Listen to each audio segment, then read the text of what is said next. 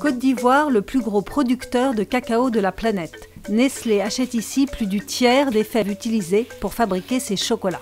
La bonne santé du cacao ivoirien est donc cruciale pour l'approvisionnement du groupe suisse. Certaines études ont démontré effectivement qu'à l'horizon 2020, on serait confronté à un déficit d'environ 1 million de tonnes. Donc il est clair que la question de la productivité des vergers est au centre de l'avenir de l'économie cacaoyère.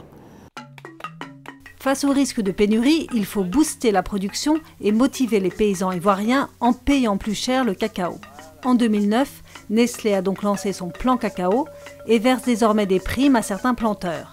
15% des achats de cacao sont aujourd'hui concernés. Kavokiva est la pionnière des coopératives participant à ce plan en Côte d'Ivoire. Son président explique les avantages de cette collaboration. Toutes les primes appartiennent aux producteurs. Voilà. Il appartient aux producteurs d'aller à une assemblée générale pour discuter de la prime. Ordre du jour, utilisation des primes du commerce équitable. Une partie va servir à construire les écoles pour éviter que les enfants aillent au champ. Une partie va servir à couvrir le système sanitaire. On a construit un centre de santé pour ça. Les 5000 planteurs sont couverts sur le plan médical. Des écoles, un centre de santé et surtout un petit bonus sur chaque kilo acheté. Dans le cadre du plan cacao, le kilo est payé environ 800 francs CFA aux planteurs. Chez Etikable, une PME française, on a fait un tout autre choix. La société fabrique un chocolat bio et travaille en direct avec cette petite coopérative dans le sud du pays. Le juste prix payé aux producteurs est à la base de sa démarche. Le kilo de cacao bio est payé 1500 francs CFA aux planteurs. La coopérative bio du Bandama a été choisie par une ONG spécialisée dans le soutien aux petits planteurs. C'est des producteurs qui ont entre 1 et 3 hectares, 4 hectares ou plus. Donc c'est des petits producteurs qui ont besoin de plus de revenus. Le cacao biologique, c'est un marché de niche qui procure un plus par rapport au marché conventionnel. Ça leur permet eux-mêmes au niveau personnel de chaque producteur d'augmenter leurs revenus, d'améliorer leurs conditions de vie et puis aussi de structurer un peu plus leur coopérative. Entre le plan cacao de Nestlé et Etikable, la différence de prix pour le kilo de cacao est donc presque du simple au double.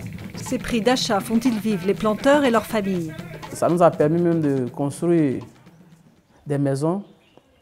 Au début même, j'avais un vélo. Secondo, j'ai pu payer une mobilette. Troisième fois, j'ai pu payer une grosse moto qui est tout juste devant là. C'est que je suis allé vous rencontrer avec. Donc ça veut dire qu'il y a eu amélioration. C'est des prix qui sont préétablis, qui n'ont rien à voir avec le marché conventionnel. Parce qu'on se dit que pour un effort de qualité, il y a vraiment un certain nombre de personnes qui sont prêtes à payer plus cher.